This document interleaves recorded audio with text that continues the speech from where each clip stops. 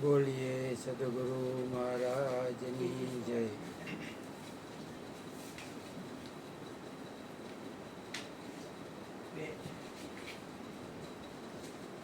ભક્તિની એક સરળ વ્યાખ્યા આપણને મળે છે કે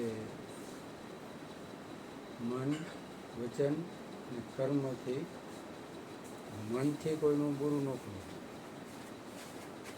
વચન એવું ન ઉચ્ચારવું કે કોઈનું દિલ દુભાઈ જાય, અને કર્મ એવું ન કરવું કે કોઈ બીજો બંધાઈ જાય ને પોતે છૂટી જાય.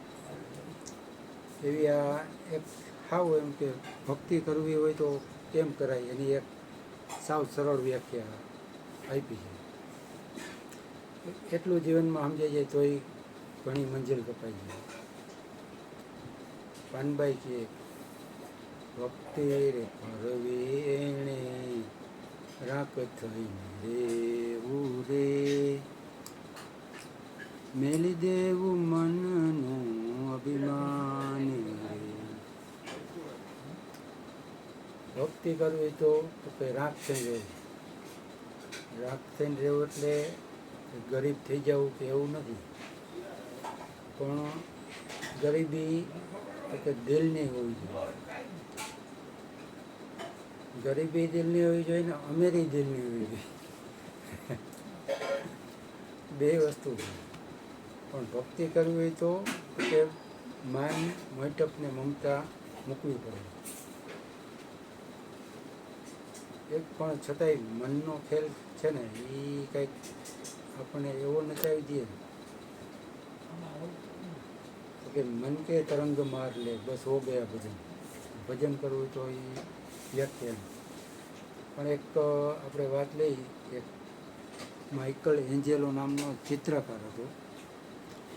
તો ઈસુ પ્રત્યે એને બહુ ભાવ,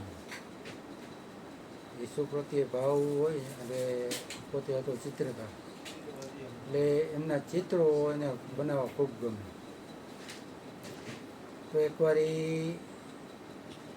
ઈસુનું ચિત્ર બનાવતો હતો, એમાં એટલો ઓતપ્રોત હતો કે એક એનો મિત્ર, ખાસ મિત્ર આવ્યો મળવા, પણ એનું ધ્યાન ન રહ્યું. મિત્રને થોડુંક માઠું લાગ્યું કે અરે હું આવ્યો તો આ કાંઈ જવાબ નથી દેતો. એટલે પેલો મિત્રને થોડોક ગુસ્સો આવ્યો ને એ ન કહેવાના વેણ એને મંડો બોલવા. પણ આને મગજમાં એવું થયું કે હું એ કે આ કરુણા મૂર્તિનું ચિત્ર બનાવું છું, એટલે અત્યારે એ કે મારાથી ગુસ્સો ન થાય, હું એને પછી કે જવાબ દઈ દઈશ. પછી ઓલો મિત્ર તો વયો ગયો, પણ આનું જે ચિત્ર બનતું હતું એમાં એને જે ઈસુના મુખમાં જે ભાવ પ્રગટવા જોઈએ કરુણાના, એ પ્રગટતા નહોતા. તો ખૂબ મહેનત કરે પણ એ કરુણાનો ભાવ ન આવે. પછી એને વિચાર થયો આમ કેમ થાય છે. એને થોડુંક ચિંતન કર્યું ને તો કે ઓલો મિત્ર આવ્યો હતો ને એને હિસાબે એવું કે હું એને તો મને મનમાં વિચાર આવી ગયો ને, હું એને અત્યારે કે હું કરુણા મૂર્તિનું ચિત્ર બનાવું છું એટલે હું એને કાંઈ નથી કહેતો, પણ પછી હું એને જોઈ લઈશ.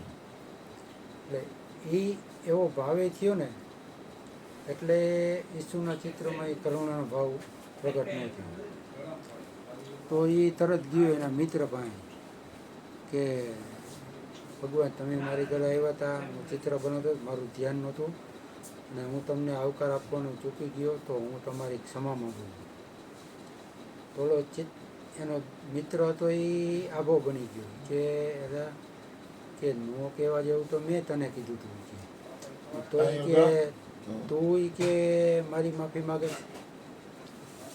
તો કે એમાં એવું છે કે હું જે ચિત્ર બનાવતો હતો એમાં ઈસુના ચિત્રમાં એ ભાવ નહોતો આવતો, એટલે મને તારા પ્રત્યે દ્વેષ થયો. ક્ષમાનો ભાવ તો થયો જ, પણ છતાંય અંદર તો એમ થયું કે દ્વેષ થયો, એટલે એ ભાવ નહોતો પહોંચતો.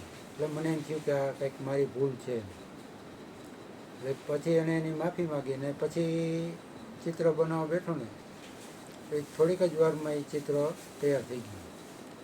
એટલે મનમાં આપણે મનથી દ્વેષ કોઈનો થઈ જાય ને તો એ આખું કાર્ય બગડી જાય. એટલે કે ભાઈ મનથી કોઈનો દ્વેષ ન કરો, મનમાં કોઈનું ખરાબ ન વિચારો.